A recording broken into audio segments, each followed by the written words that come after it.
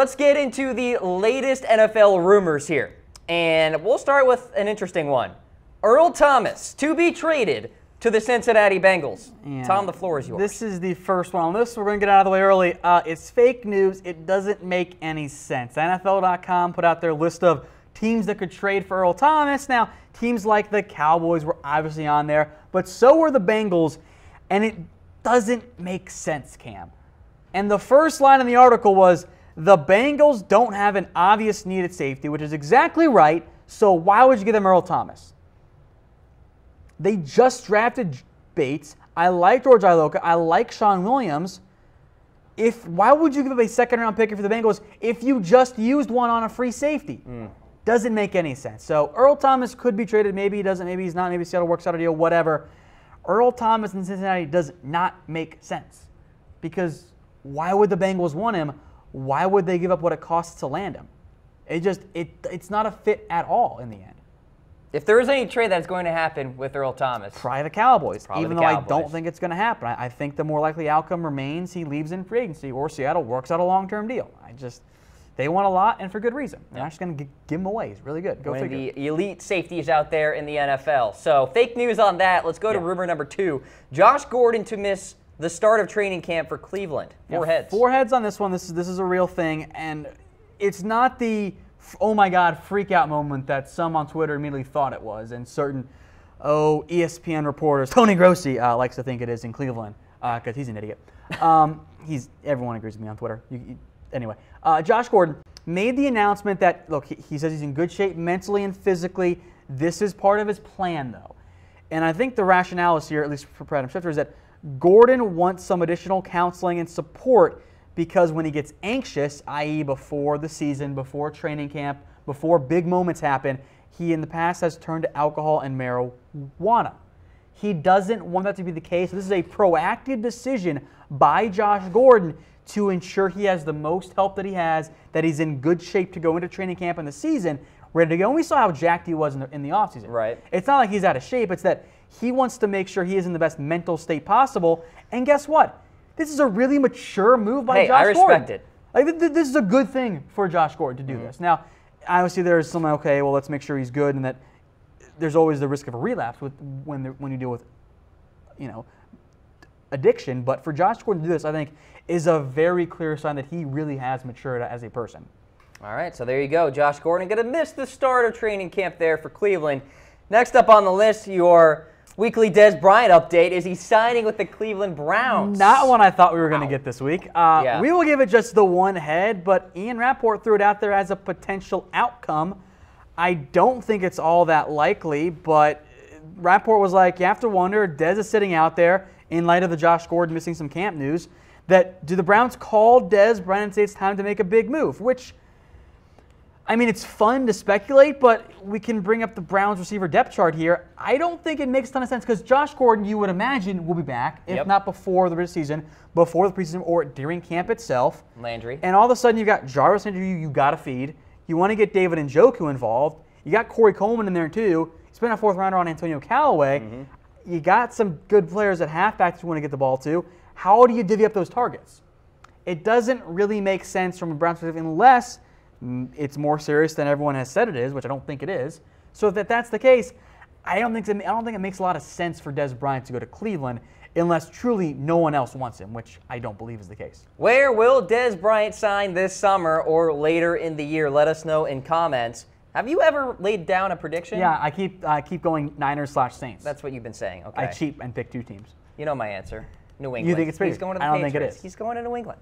Like, it's just going to happen. Dez Bryant, we'll see what happens. We'll keep you guys updated with the latest in regards to him.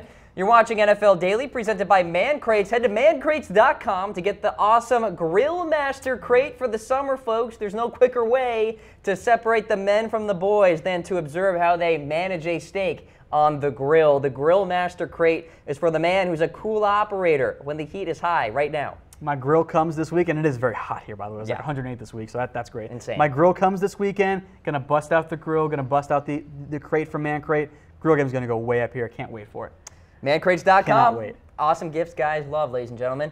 Let's go to the next rumor on the list. Let's talk about Khalil Mack and his contract extension. Where are we at? Late August? Well, the Mercury News said that's their guess. So we're going to give it 2 heads, keep it in that rumor category. Producer Harris was asking, well, why wait till August? And that's a fair question, but Cam, deadlines make deals.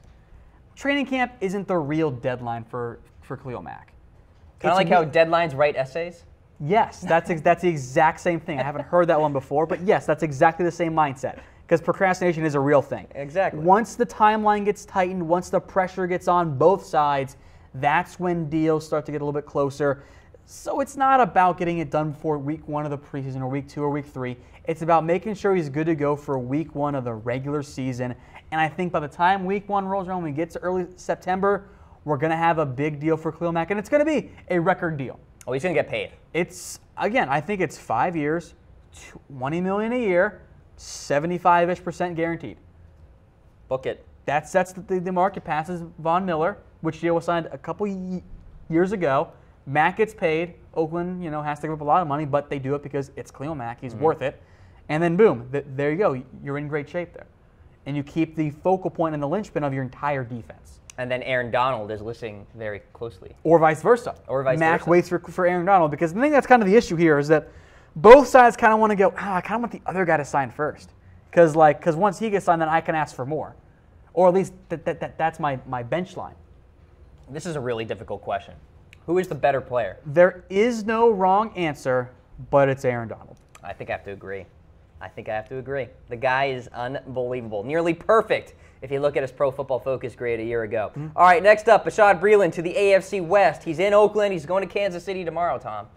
This is intriguing, and I'll focus on the Chiefs side of things because they need to sign him, frankly. And I do like the fit with Oakland. I think that'd be fine there. Competes with Rashawn Melvin, Garon Conley be kind of the top 2 guys on the outside. But the Chiefs, and we'll bring up their secondary, it's not very good. And the Chiefs seem to think, we can get by with lesser players. We can get by with Steven Nelson starting. We can get by with our safeties of Eric Murray and Armani Watts.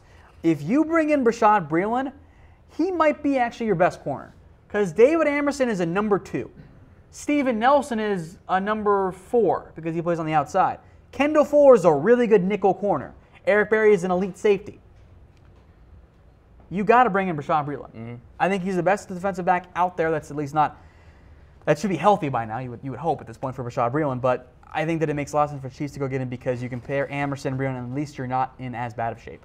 All right, let's go to the next rumor on the list. Malcolm Mitchell to be traded, perhaps. 1 Goodell head for now. We'll give it just the 1, and we're going to be 2. And then the other extra report came in today from the Providence Journal was that Mitchell had another knee surgery. So there you go. And his season is now in doubt. And that is why the Patriots wanted to trade Malcolm Mitchell. And it's the same thing each and every year. Oh, he's good. He's talented. Oh, he's hurt again. He's never going to be healthy. I would not go trade for him because I don't trust him to stay on the field and to stay healthy. It's just not going to happen in the end. Which is unfortunate for Malcolm Mitchell, but that's what somebody's going to be the odd man out. Could be Malcolm Mitchell. All right, let's go to the next rumor on the list here. Odell Beckham Jr. to report for training camp. That is the expectation. 4 heads on this. Yeah, a lot of good training camp stuff here to kind of end the show. And 4 heads on this one, and it'd be a real surprise if he didn't because Beckham has said he's going to show up, and the report from NFL.com's Kimberly Jones that he's going to show up. So he's going to show up then, right? So there you go. He said so during minicamp. I did wonder, okay, is this just New York media being the New York media type and drumming up controversy where there is none? Perhaps. And I guess it was. So there you go. Sounds like it. He does, though, want to get paid in a big, big way. But I guess he wants to show up, show that he's healthy, and then say, okay, I showed up. I've done everything you have asked of me. Can you pay me now, please? All right, speaking of potential no-shows here, Kevin Dodd, a no-show for camp right now. He was put on the did not report list. What are you doing, Kevin? Unreal. Why?